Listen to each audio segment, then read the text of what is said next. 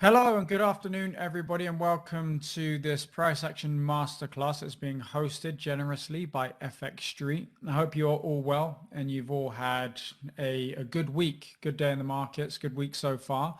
What we're going to do in this webinar is, well, first of all, let's just make sure that everybody can see the screen properly and you can all hear me correctly. So could you please type into the chat box just to let me know that you're alive and well and that you can all hear me and that you can all see the screen. You should see a chart up in front of you. Once you've done that, then we can look at getting going with the webinar. But I want to make sure that that none of you miss anything. Let's pull this out a bit here. Hear and see? Perfect. That's what I like to hear. Perfect. Very clear. Okay. Hello, Brian, Mohammed, Khalid, Simon, excellent. You can all see SB, wonderful. Okay, so let's get started. So what we're going to talk about in today's webinar is ultimately a price action approach. Now, I know what tends to happen with traders generally is that you come to the markets, you discover trading. It's something that you think is a fantastic idea. In the beginning, it seems relatively easy. You just kind of look at a chart, you try and figure out which way price is going, and you make a decision and you make some money on a demo account. That tends to be what happens. And then you might take one or two losses and you'll realize that you don't know as much about the markets as you first thought that you did. Okay. And what you then do is you start to overcomplicate things. So you'll look for, you look among 101 different systems on various different forums with 1,001 different indicators and combinations of indicators, all in that bid to try and find that one perfect trading system that pretty much has no losses, limits your risk, but has unlimited upside potential. That's what you do. And by doing that, ironically, by educating yourself and trying to become a better trader, you actually get further away from where you should be if you want to be successful. Because when you first come to the market, your first understanding or your first approach is probably, I would say, as close to what you want to be doing as a professional trader, as you can be without actually having the knowledge there. By you adding knowledge and trying to add, different systems, different indicators and things like that, you tend to overcomplicate things. Now, then when you overcomplicate things, your strike rate goes down and everything sort of takes a little bit of a turn for the worse. So what we're going to do in this webinar is we're going to strip things back and we're going to look at a price action approach. Okay, so a price-based approach. And what that means is that we're going to make all of our decisions based on patterns on the chart and using those age-old technical analysis tools such as support and resistance and trend lines. All right. I do have indicators here on my chart here, but you can ignore them. They're not going to help you for this particular strategy here. Okay, so it's just for something different, but I'll keep them here anyway. If you've got any questions on that, I'll answer them later. But what we want to be focusing on right now is literally just the price action. Okay. Now, my approach to price action is we've got to do a few things in order to find a trade that's going to make you money. The first thing that you have to do is you need to be able to identify the general direction of the markets. Right, that's the very, very first thing. And for me to find the general direction of the markets, I like to start with the longer term time frame. So I generally will trade with at least 2 time frames. Sometimes it's a little bit more. Okay, and those times when it's a little bit more are the times when, let's say, for example, I see a level on the longer term time frame, but it's not quite a large enough level to allow me to be able to see reversal patterns on, let's say I'm trading the daily on the 4 hour. So what I might do is I might then jump down to something like the 1 hour time frame to get a little bit of a better look and to be able to pinpoint my entries that little bit more. All right. But generally you're going to be trading with 2 time frames. So you'll have the daily and then you'll have something like the 4 hour or the 1 hour. All of the principles that I'm going to teach you, they can be applied to shorter term time frames. So you may decide if you're a day trader, you may decide to trade with the 1 hour charts is your longer term time frame. and the 5-minute or the 15-minute chart is your shorter term time frame, or you might decide to go with, let's say, the 4-hour and the 15-minute. Right? Ultimately, you decide what's best for you, but let's talk about what the various different charts are for. So the longer term chart, I have the daily here. That's for identifying the general direction of the markets. It's for identifying areas of interest. And once I've done that, I would then jump down to the shorter term time frame, i.e. the 4-hour chart time frame, to give me my specific entries. Do you all follow that? So I have the longer term time frame, which I use for identifying the general direction of the market in areas of interest. So let's investigate that for a moment.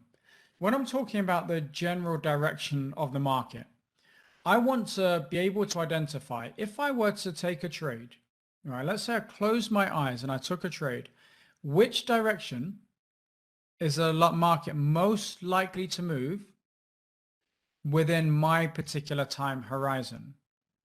And the reason that I say that is that everybody's going to have a different expectation of their trade, okay, according to your system.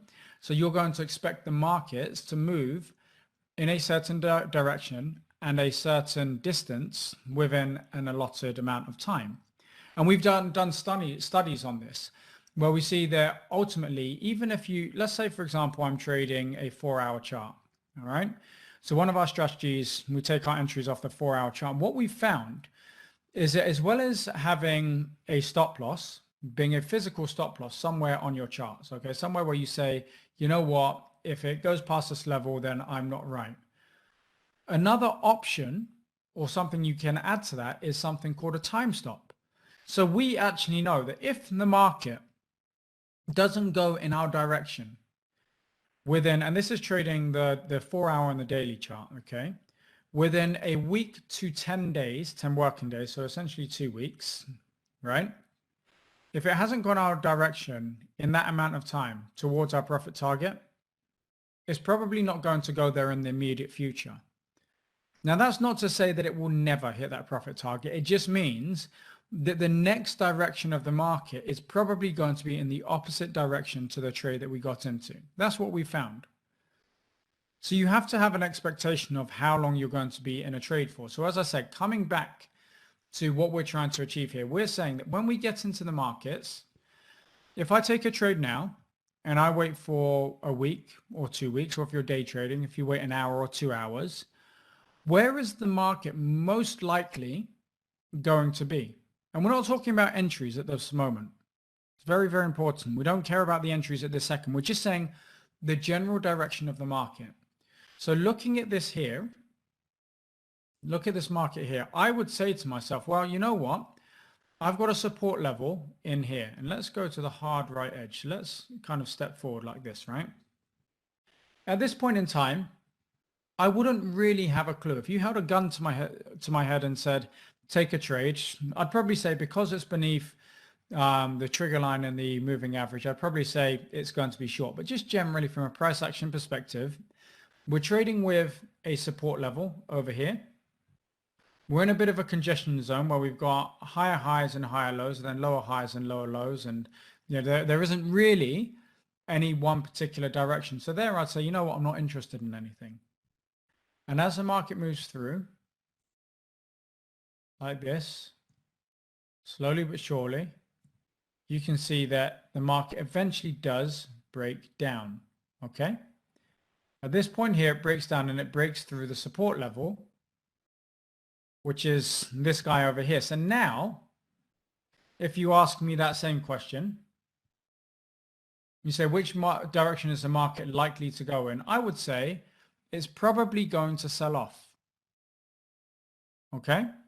It's probably going to move to the downside. And as you can see, that's generally what it does. Now, we don't have our entry yet. There is an entry up here that you can take, but just looking at that, we don't have our entry. So here we're looking at general direction of the market. The next thing we need to look at is something called an area of interest.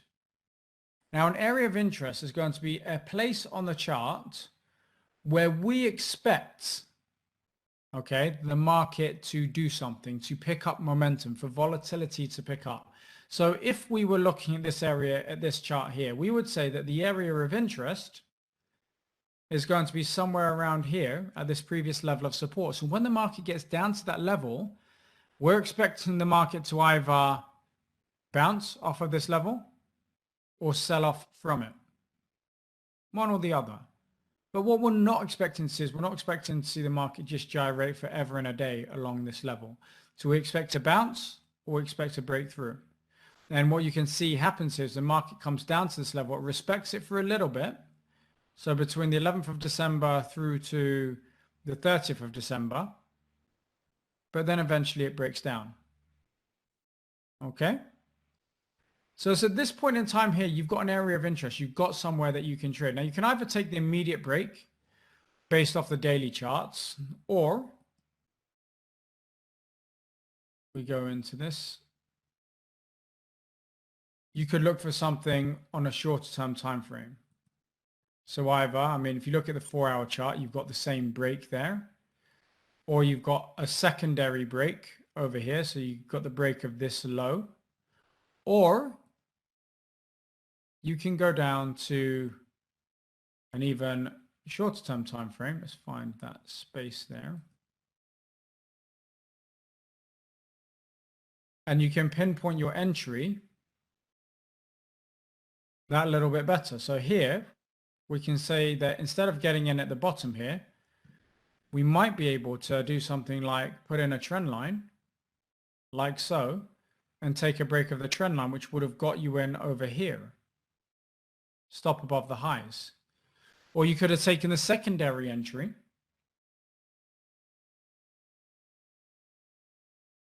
Where was I? Secondary entry over here. Very, very simple trend line approach. Okay. Or another entry. Get that one over here. Again, you get the trend line break. Because the truth of the matter is that once you have the general direction and you can predict that with a certain amount of accuracy, your entry into the market is very, very straightforward because you already know which direction it's going in. You just want to see the market do something that indicates to you that your initial assumptions on the direction of the market is correct. Now, going back to identifying areas of interest, we use the support and resistance level there, but you don't just have to do that. We go to another chart. Let's see. Aussie. Ooh. Don't want the 1-hour chart. 1 minute. Let's go to the daily charts.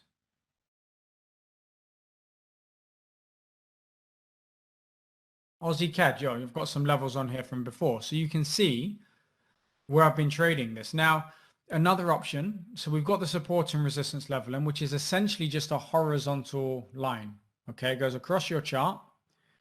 And if you go back far enough back, you can see that the big levels like these. So we're not interested in these little tiny itty bitty levels here. We're interested in where the market is actually sold off to and then bounced away from. And they tend to, if we zoom out in time, they tend to be historic levels. So look, this level came into play in December 2019. It was a huge level on the 4th of October 2018. And then if we go even further back, look, the 16th of September 2015, the 29th of July 2013. The markets have a memory. Okay, if the price has reacted to a level in the past, there's a good chance that it's going to do it in the future. That's not 100% chance. Trading, we never have a 100% chance in anything. We can only take an educated guess. But if we take in enough information, okay, if we put all of the pieces of the puzzle together, we collect all of the clues, then we can put ourselves in a situation where we should be able to be right 6 to 7 times out of 10. And if we can do that, with an equal to or positive risk reward, then you can make money. Okay.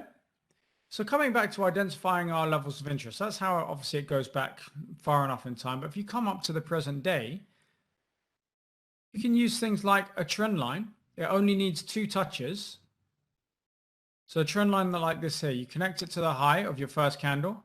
You have a second one here, and you can see the markets.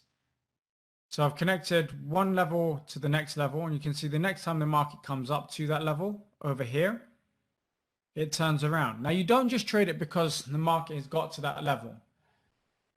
You jump down to a shorter term time frame, which we will do here.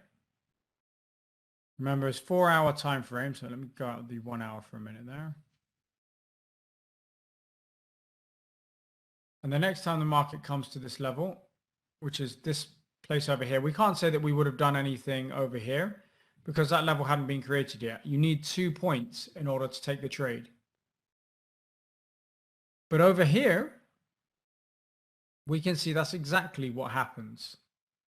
So the market comes up to that level, moves sideways a little bit, and then starts to break down. And what we see here is, if I get rid of our little box indicator here for a minute, what you should be able to see here is a trend reversal. Now, we don't just trade these patterns anywhere on the chart because it doesn't make sense. You trade these patterns at areas of interest. They are a trend line, or a support and resistance level, or a Fibonacci level, or maybe even a moving average, if you've seen the price tends to act with a particular moving average. But when it gets that level, then you're looking for something I call a 1, 2, 3 reversal. It's also been referred to as like ABC reversal. But essentially, if we know that an uptrend is characterized by a series of higher highs and higher lows, yeah, and a downtrend is characterized by a series of lower highs and lower lows, right? If we agree that this is correct, and you guys, is that your understanding of what a trend is? Just type a yes or a no into the chat box.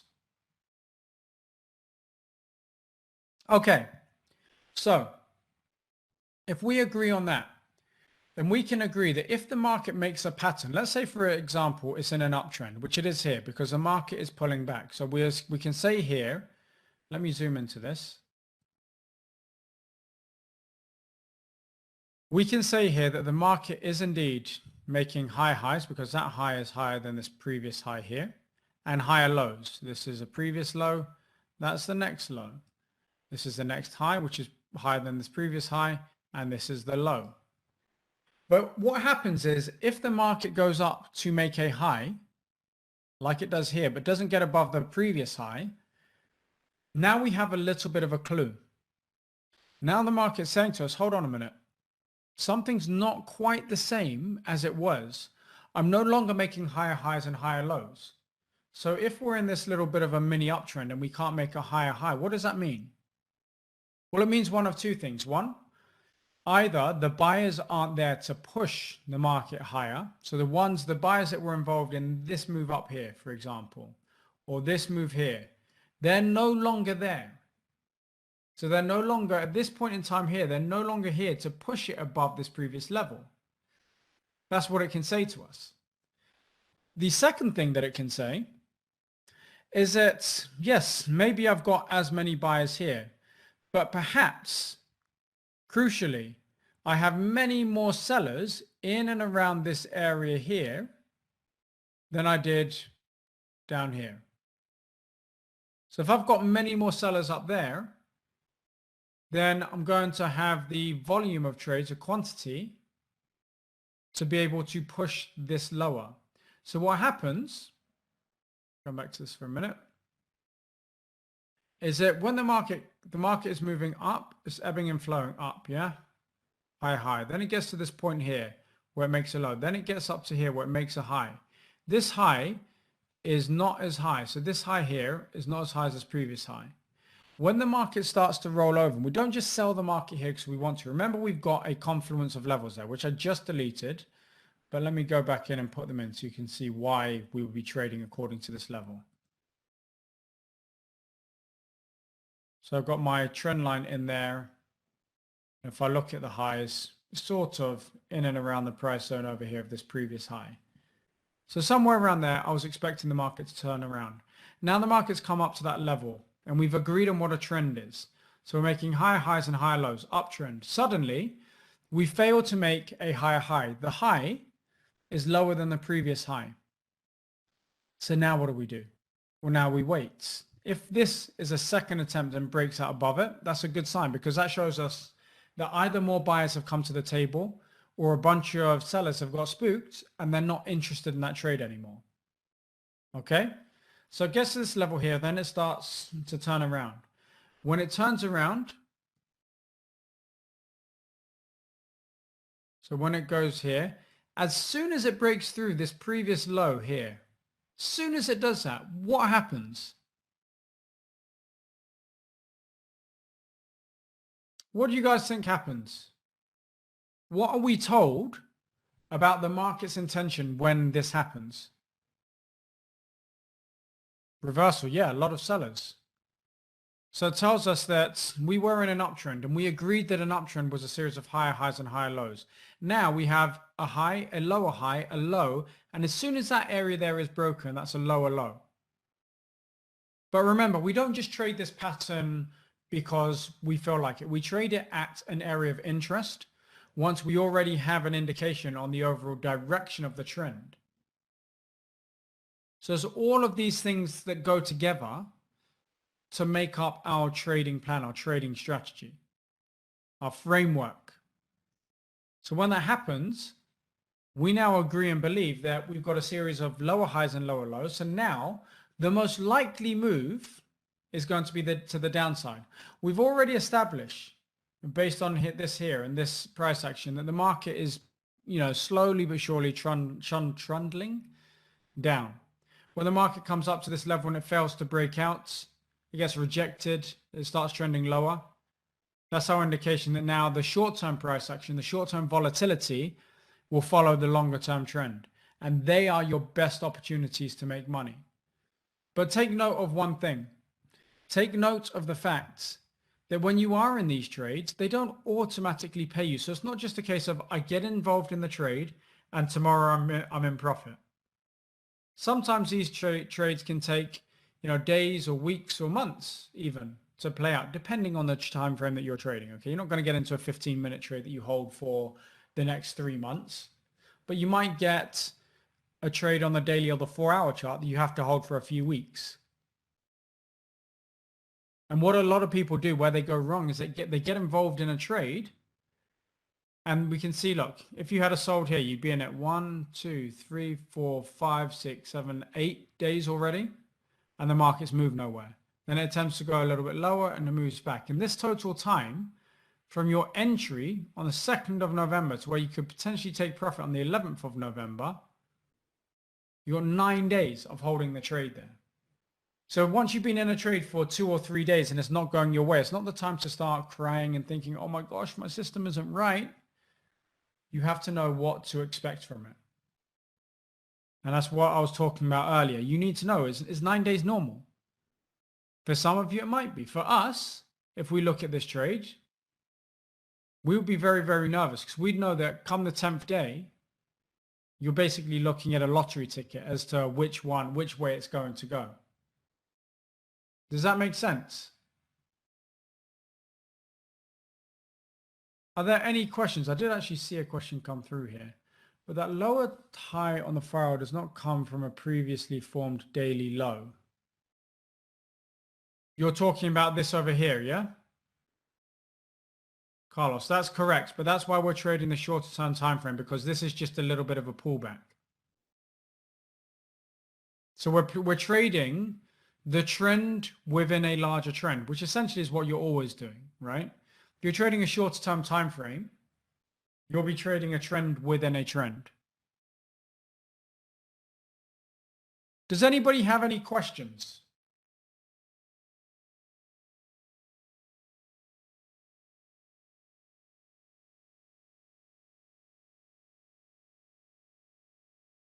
Very clear. Okay, perfect. We can move on though. So now that we've identified what the direction is, so or the various different aspects to our trading plan, we now need to understand how do we take profit and how do we put our stop losses in. So if you're trading purely technically and you're trading shorter term-ish, the best way to determine your stop loss is to place it behind the most recent high or low. So in this case here, when we were selling the market, I would say that the most reasonable place to place our stop is above the high. So if we jump in here on the 4-hour chart, and let's say I took a trade at this level here, I would place my stop loss above the high over here. And I wouldn't place it on the level. There's no centralized exchange in the FX markets, right? So I'm not going to place it directly on the level. I'll place it 10 to 15 pips above that level. And then what I will do is that I will look out for the next danger areas on the left side. So they are other areas of interest that the market could potentially turn around at, which we have down here, the first one. Okay. And then what I would do is I'd measure that distance from there down to there and see if it's at least equal to my stop loss. It needs to be equal or greater to make sure that we're in a situation where we have an equal risk reward or maybe even a slightly positive risk reward. Does that make sense?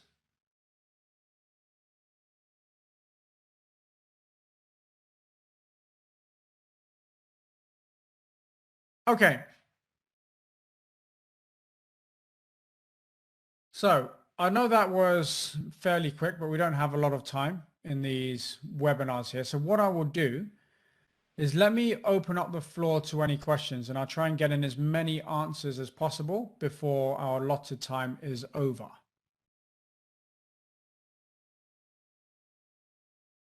You can ask questions about the strategy that you've just seen. Maybe you want a take on a particular currency pair, which way I think a currency pair is going. Please use this time here to ask me any questions that you have about the markets, anything that can improve your trading. Okay, so just from a generic, improve your trading, generically, or maybe improve your trading of a particular position that you're in right now. I'll be happy enough to give you my take on things. I can't tell you exactly what to trade or not to trade. All right, but I can give you my take. Any examples of trades we should not take, even though, okay, that's actually a very, very good question. So what I wouldn't do, the primary thing of trades that you don't take are trades in the middle of nowhere. Oops. So once you've got, for example, let's go to a different chart. So let's not always use the same chart. In fact, so this is a trade actually I posted in our Facebook group this week. Right, and it's based on the exact same core principles that I'm talking to you about here, okay? So we have our trading levels in place. Oops.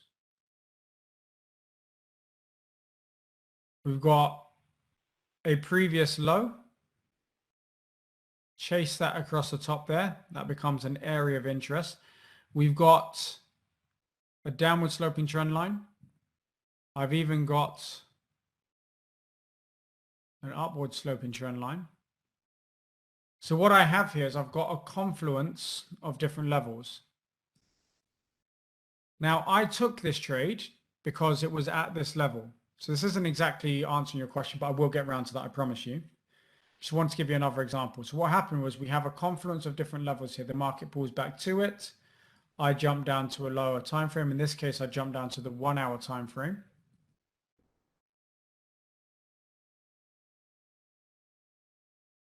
What I did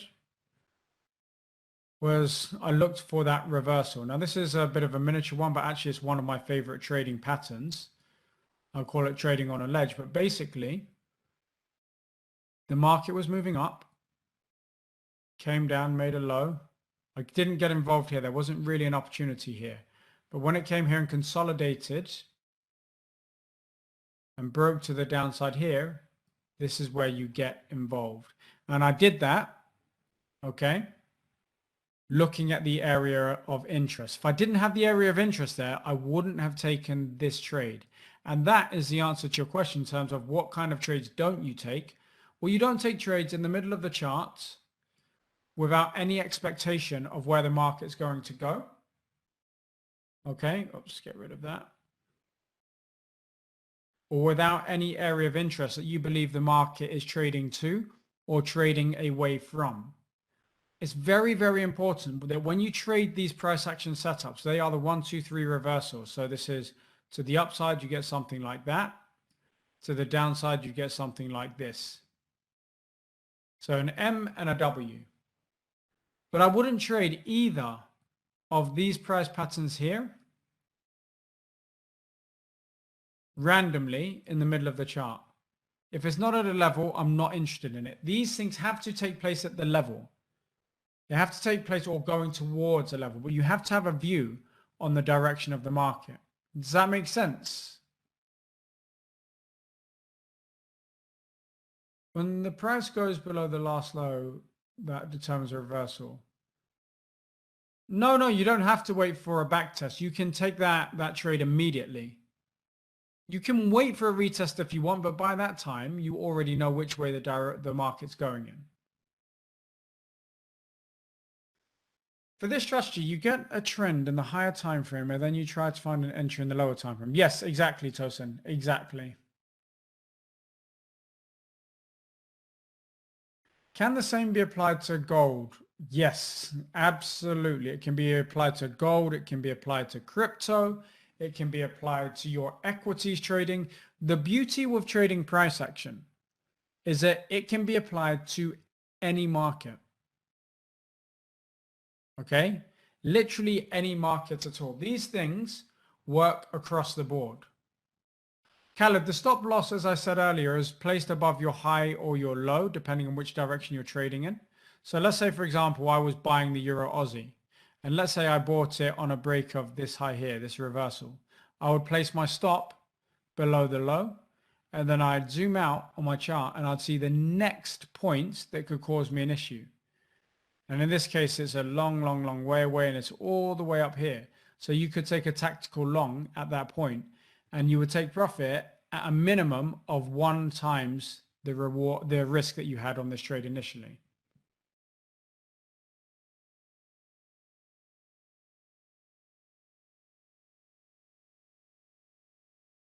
Can I give you my feedback on Facebook? What feedback is that, John? Sorry, I don't understand. I really believe that to build a somewhat consistent trade rules on daily, we first need to consider and label degree of strength, the imbalances from the weekly and monthly and the 3 months time frame. Otherwise, we often are going to find ourselves taking trades in no man's land areas.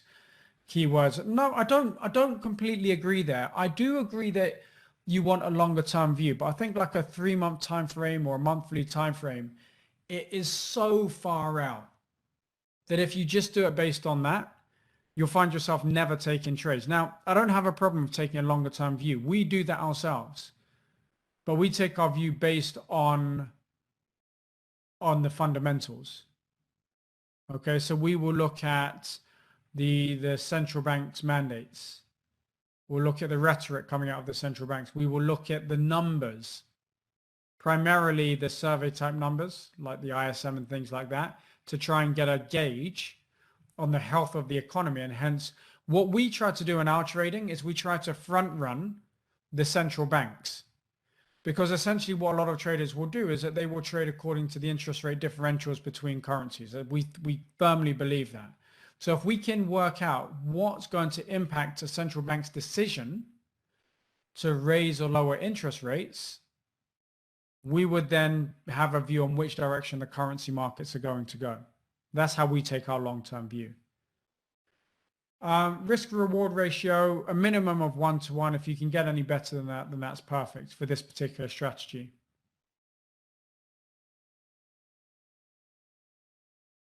Yeah, on Facebook, you can just, if you search Alex Ong or Alex Ong UK, I think that takes you to my page, if I'm not mistaken. or if you go, I don't know what the link is for our company website, which is TC Markets. I don't think we've got a vanity URL for that, and it's just like a long number. But if you find me on Facebook or something like that and send me a message, then I can point you in that direction. Or better still, I'll type into the chat box our email address and just drop us an email with any questions that you have, and we'll point you in the right direction. Okay. And in fact, if you want to watch another, hold on 1 second, let me see.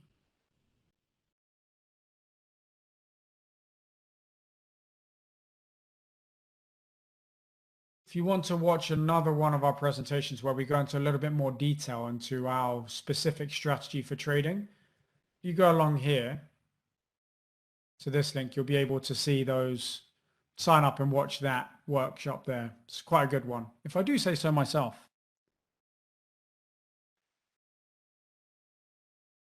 Can you all see that link and everything I posted in there? Can you all see that? Is that okay?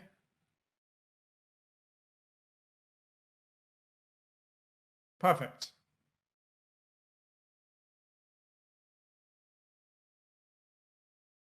So are there any other questions? Is there anything else that I can help you with here?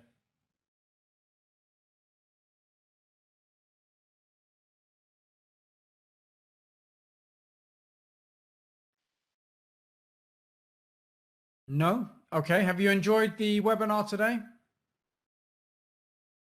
When we come back next month, do you want something similar? Post the link again. Yep, no problem.